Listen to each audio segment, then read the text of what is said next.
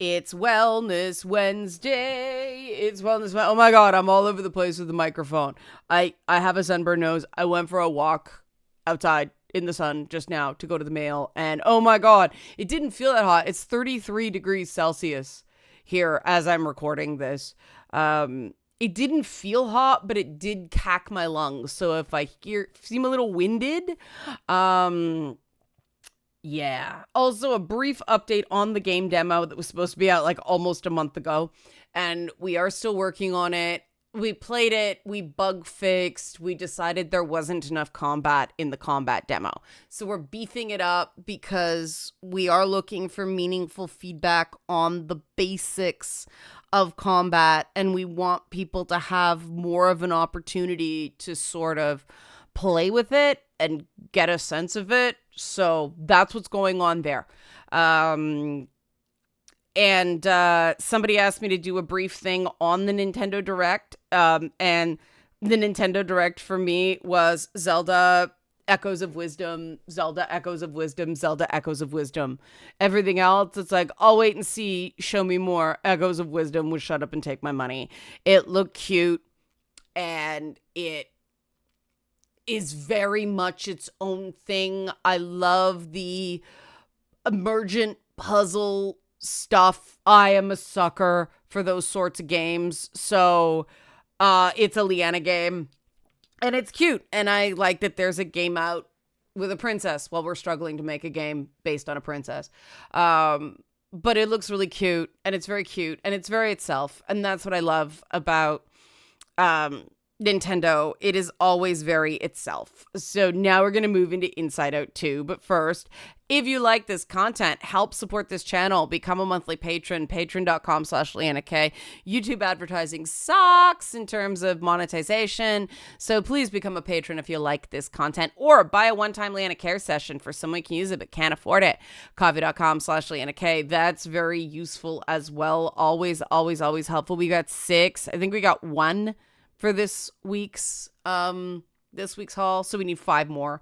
But yeah, Inside Out 2 was also very cute and also very itself. And it was an interesting one because the first one was fascinating to me because it was those basic, core 5 emotions. Happy, they call it joy. Sadness, disgust, anger, and fear. And most feelings wheels have a 6 as well. But I really like the way they really broke it down and made a movie about emotional language and showed that, fear is sometimes useful, anger is sometimes useful. They expand that idea of emotions are not bad if they have their proper place and, don't get completely overwhelmed. The fact that they showed that, too much joy can be a bad thing, that continues with joy's counterpart for the second film, anxiety, voiced amazingly by Maya Hawke. And yeah, she's really good. From Stranger Things. I didn't know how she was going to do as a voice actor, but she's very, very good in this part. And the 3D is spectacular. If you want a reason to go see it in theaters, the 3D is really, really good. It's not that up convert to 3D. It's made in 3D. It is really solid 3D. So the new cast is anxiety, envy, ennui, and embarrassment. And those are the new additions, which they sort of pair off with the different characters. Anxiety is sort of the main character, but the others have their moments. Lisa Lapira, who's Mel on The Equalizer, replaces Mindy Kaling as discussed, and I love Mel on The Equalizer, so that made me happy. Tony Hale replaced Bill Hader as Fear. Most people aren't going to notice. Amy Poehler returns as Joy, and Phyllis Smith comes back as Sadness. And then Lewis Black's back as Anger. And if you know Ayo Edebiri from The Bear, she plays Envy. So, yeah. But getting back, this isn't a cast breakdown thing. This is what about the movie thing. And primarily this is a movie for young teens. It focuses on Riley, the little girl from the first movie. But even though it's girl focused, I do think there's nothing in this that boys can't access. Embarrassment is boy coded in the movie the same way anger and fear are boy coded in the first one and in this one. But it is very much about the place of anxiety and embarrassment. Ennui has its moments. Envy could have used a bit of development, but these are things we talk about as negatives. And what I liked about Inside Out 2 is it showed that there is a place for these feelings as long as none of them become overwhelming. And it basically deals with, I don't consider this a spoiler, some people will, Riley has a loss of self-esteem as she becomes a teenager and goes from enters high school, and she has to deal with all these emotions like embarrassment, anxiety, envy, ennui that separate her from her sense of self and her sense of self-esteem. And the way they show how self-concept is formed is very, very interesting. I don't want to say too much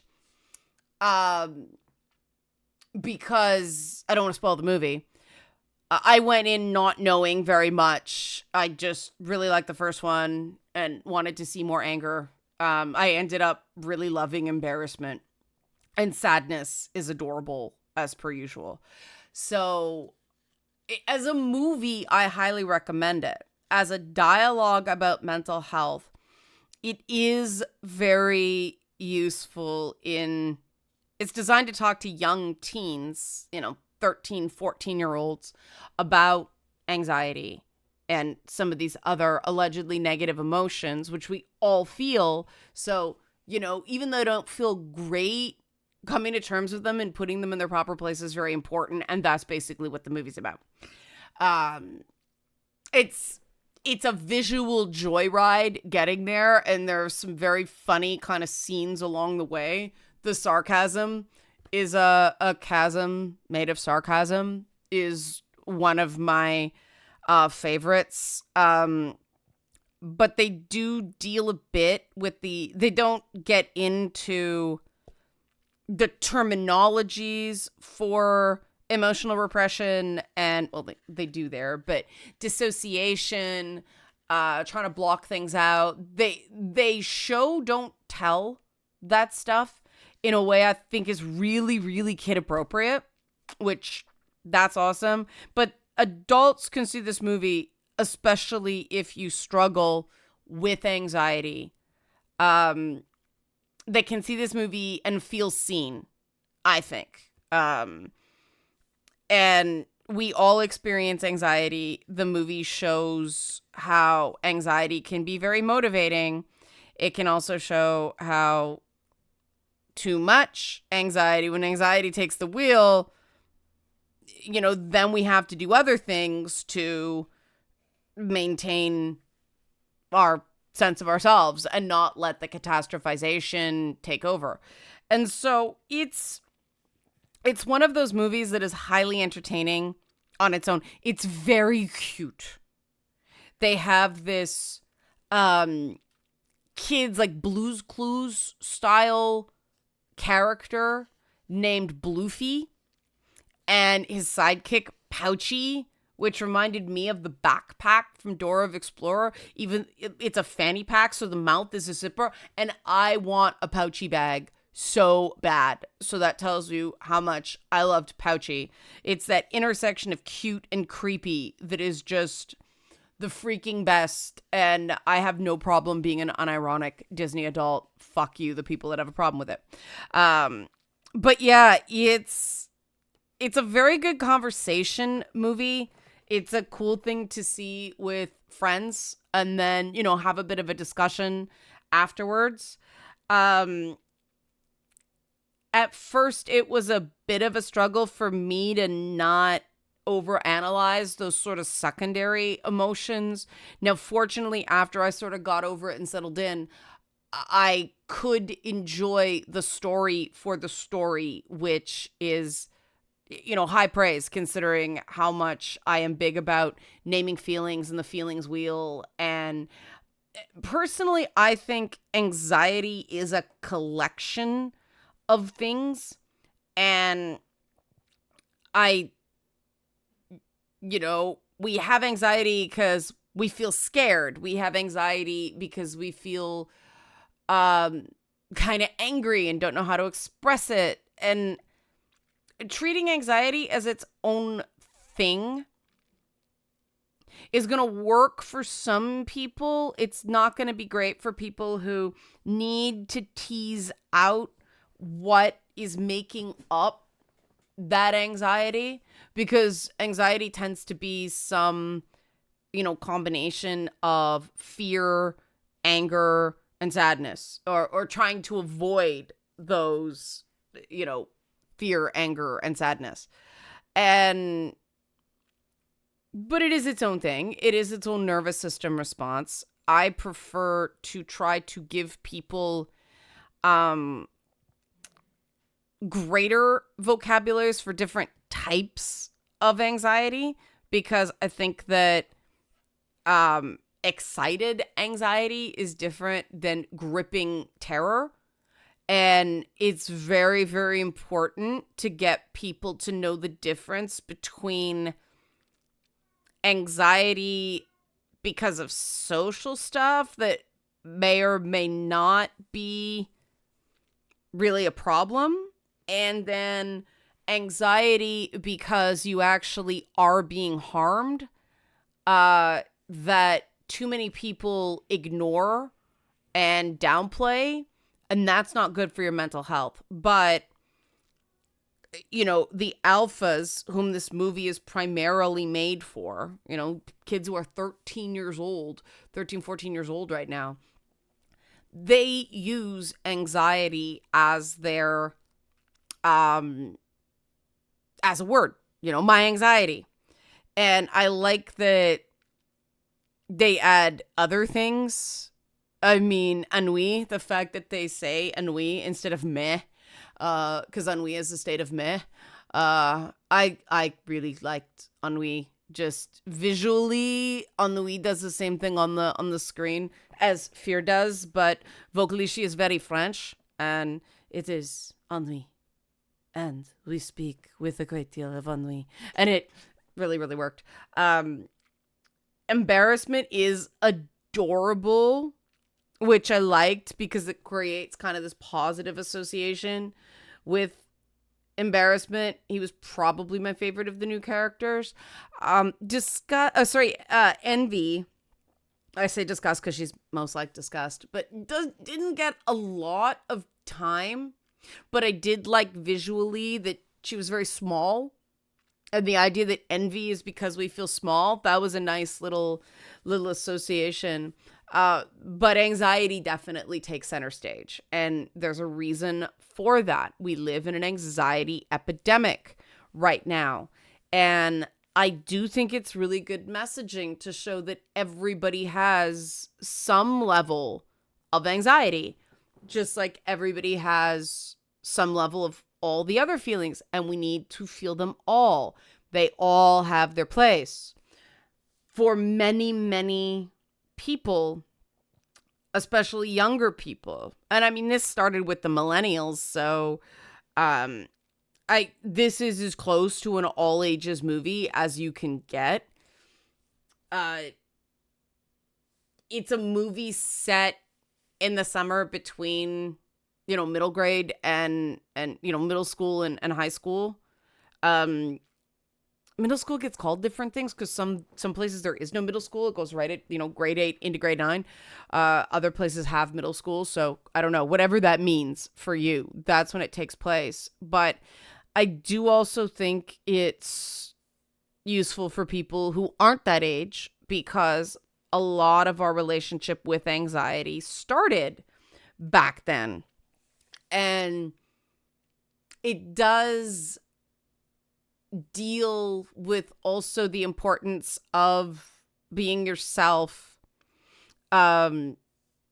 even when it can kind of cost you, but also the fact that you do need to change. Change is not always good, and you don't always choose it. A lot of the times we don't choose it, and that's why it sucks so bad. But change can be positive if, you're allowed to feel your feelings and you stay with your values and who you are. And it's like, it's so wholesome. And I hope I'm using this. It's cozy. But it is also a Pixar film, so it is a great adventure going on in the inside of Riley's head. But Riley herself is complicated, which is cool. She's not an ideal teenager. She does things that, make some mistakes. It's sort of weird that the 90s hair skunk is back. Wow. Way to make me feel old and cool at the exact same time. But yeah, it will help a lot of people find language for what's happening to them.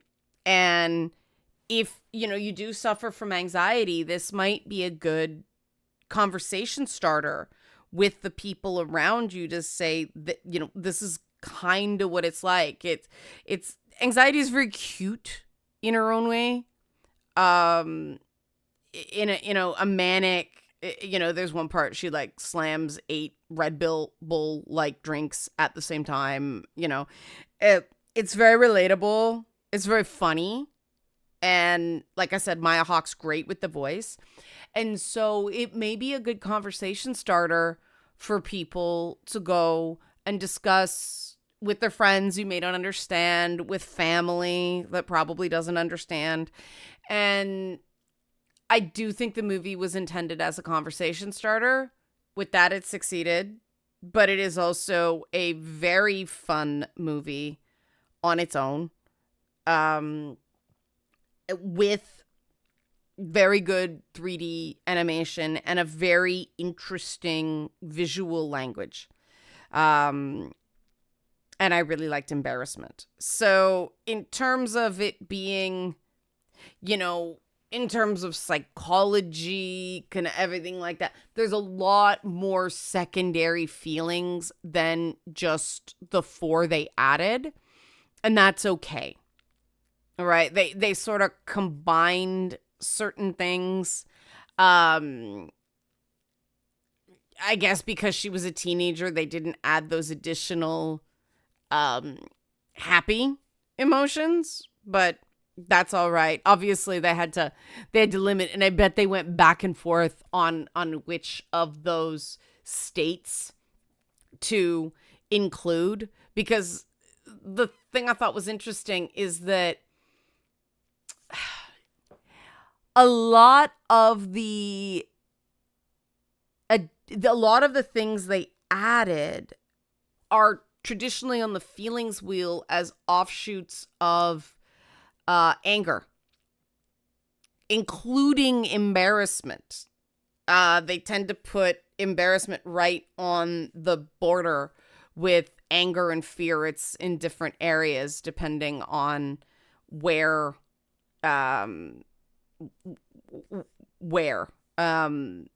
But yeah, anxiety tends to be under fear. Um, Embarrassment tends to be right on the border of fear and anger. Resentfulness or envy tends to be under anger. Um, Ennui is they make ennui sort of this checked out, avoidant, judgmental thing, which is you know in the realm of disgust, but they don't match those up that way in the film in terms of visual style. And the way they sort of match the characters in the story is very interesting, and I do think they put story over psychology, which I think was the right call.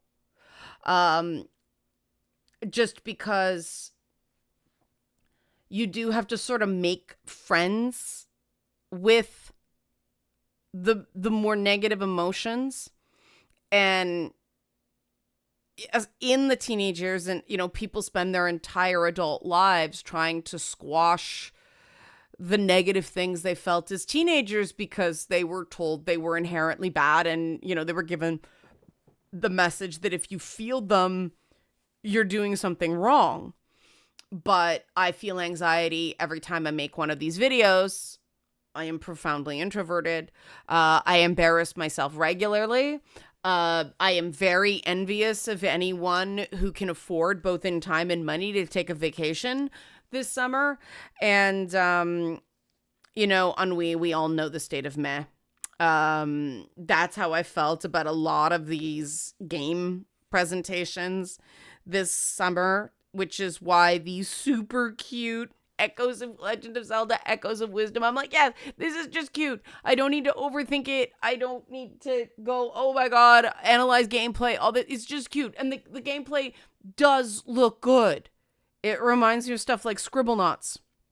And I loved Scribblenauts, but making it 3D and having that kind of Nintendo veneer is just win-win-win as far as I'm concerned. So, it shook me out of my ennui, even though ennui is completely, well, not valid, because that would mean caring. I loved ennui. I liked all the new characters. They were most like, oh, I like that one. Oh, I like that one. Oh, I like that one. Which is exactly what you want out of a Pixar movie. So, if you just want a good time, I recommend Inside Out 2. But, like I said, I recommend Inside Out 2 even more as a conversation starter for people who might not get what it's like to have overwhelming anxiety. So, if you like this content, help support this channel. Become a monthly patron. You can directly support this channel monthly. Patreon.com/LeannaK. Patreon support gives you access to our Discord where you help shape the content for these videos. Also, buy a one-time Leanna Care session for someone who can't afford it, who's working through this stuff from being a teenager. Coffee.com/LeannaK. We need 5 more for this week. 5 more donated sessions for this week. Otherwise, just thanks for your moral support. Thanks for your comments, especially your supportive comments, all that stuff. Thanks for watching, and be well.